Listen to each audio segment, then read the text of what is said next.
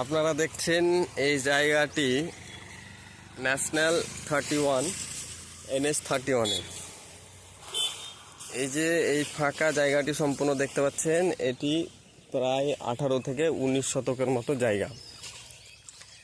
আমি এই ভিডিওটি করছি এই কারণে, এটাই জানার জন্য যে আমাদের এই দেশের, আমাদের রাজ্যের অ্যাকচুয়ালি নিয়ম কানুন কি, সঠিক কি, অনেক রকম শুনতে পাচ্ছি। সেই কারণে ভিডিওটি বানাচ্ছি। আপনারা অবশ্যই কমেন্টে জানাবেন। আমি ডিটেলসে বলছি সব কিছু। আজ থেকে 8 বছর আগে এই জায়গাটি NH-এর তরফ থেকে নেওয়া হয়। এই প্রায় 18 শতক জায়গা, ফাঁকাটা যখন সম্পূর্ণ যেটা দেখতে পাচ্ছেন, এটা NH-এর দ্বারা নেওয়া হয়েছিল। তখন এই জায়গাটার মূল্য, এমনি লোকালভাবে এর মূল্য ছিল প্রায় 4 থেকে 5 লক্ষ টাকা শতক। এই জায়গাটি হচ্ছে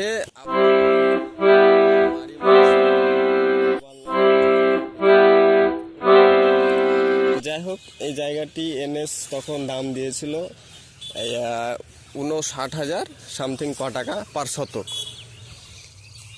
তো এখানে আরও অনেক গল্প আছে। সেই সময় চাপে পড়ে অনেক রকম কথাই হয়, বা জমির মালিক যদি বলে কি না এত কম দামে আমি দেব না, তখন অনেক রকম কথা হয় কে পয়সা না নিলেও জমি তো আমরা নিব, পয়সা পাবে না পরবর্তীতে, এরকম অনেক কথা হয়। তিনি একজন সহজ সরল সাদাসিধে মানুষ, বেশি জোর ঝামেলাতে যেতে চায় না, ওই কারণে রেস্টই দিয়ে দেয়। তখন পর্যন্ত সব ঠিক ছিল, ঠিক আছে, দিয়েছে, নিজের লস স্বীকার করেছে, অনেক বড় ধাক্কা থেকে উঠে এসেছে। এখন যে বিষয়টি হচ্ছে, 5 বছর পর আপনাদের দেখাই। এখানে একটা ছোট্ট টিনের ঘর ছিল, সেই ঘরটা NH উঠাতে বলে, যাই হোক উঠে নিয়েছে। এখান থেকে দেখতে পাচ্ছেন NH-এর এই যে সীমানা, এই সীমানা থেকে এই পর্যন্ত থাকে জায়গাটা। এই যে এই জায়গাটা অবশিষ্ট থাকে, কিন্তু তার জায়গা ছিল এই পর্যন্ত তার জায়গাটা ছিল। এখন যতটা বেঁচে আছে তার, সেখান থেকে প্রায় 10 ফিট আরও, যেটা NH কেটে নিয়েছে, টোটালি তেনার পজিশন নাই। তো এখন বিষয়টি হলো, এখানে কিছু ইট রাখা আছে, তিনি বাড়ি করছেন। ওইদিকে দেখতে পাচ্ছেন একটা অসম্পূর্ণ বাড়ি করছেন। টাকা পয়সার সমস্যার জন্য হয়তো বাড়িটা কমপ্লিট করতে পারেনি, ইটগুলো রয়ে গেছে। ইটগুলো আছে, তিনি বলছে আমি করে নেব, সরিয়ে নেব কিছুদিনের মধ্যে। এখন কিছুদিন থেকে NH দ্বারা আর লোকাল ফাঁড়ির পুলিশ দ্বারা বারবার প্রেশার দেওয়া হচ্ছে যে তুমি সরিয়ে নাও।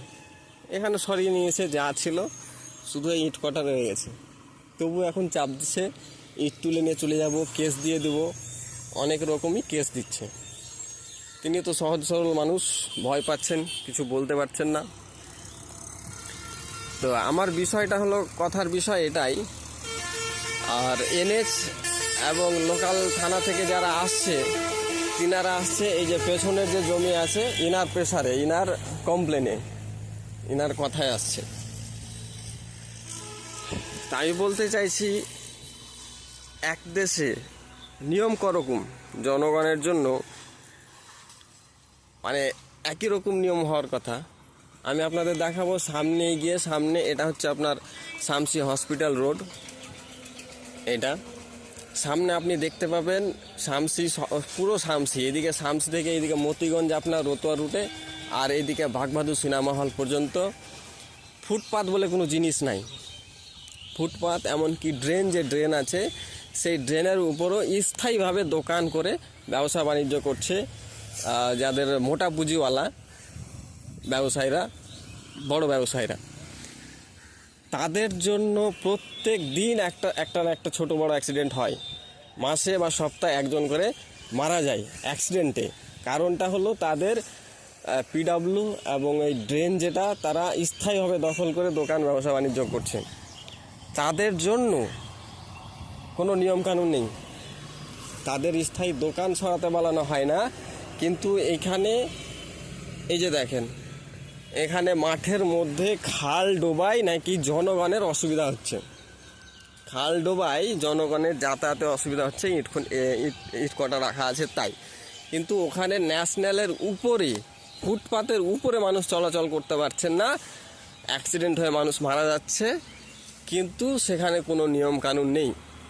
তাদের সমস্ত নিয়মকানুন এখানে এই দুর্বল এই ব্যক্তির উপরে। এর পয়সা নেই, শক্তি নেই, সাদাসিধে মানুষ, কিছু কথা বলতে সেরকম জানে না, সমস্ত চাপ ইয়ার উপরে। আমার ভিডিওর উদ্দেশ্য হলো এটাই, আমি জানতে চাইছি যে নিয়মটা অ্যাকচুয়ালি কী। এই সাদাসিধে লোক, এদের জন্য কি নিয়ম আলাদা, আর ওইদিকে কি ওদের জন্য নিয়ম আলাদা, অ্যাকচুয়ালি কী জিনিসটা আছে এই বিষয়ে জানার জন্য এই ভিডিওটা বানালাম। আমি আপনাদের শামসির পুরো ভিডিওটা দেখিয়ে দেবো, ফুটপাতের উপরে কিভাবে ওনারা ব্যবসা বাণিজ্য করছে বিন্দাস, কোনো চাপ ছাড়াই। তো খবর নিয়ে জানতে পারলাম পেছনে জমির মালিকের পজিশন বাড়িয়ে দেওয়ার জন্য বা করে দেওয়ার জন্য এত সমস্ত কিছু চলছে, কিন্তু কারণটা বুঝতে পারছি না কি ওর পজিশন বাড়িয়ে দেওয়ার জন্য এত কিছু এনএইচ কেন করছে।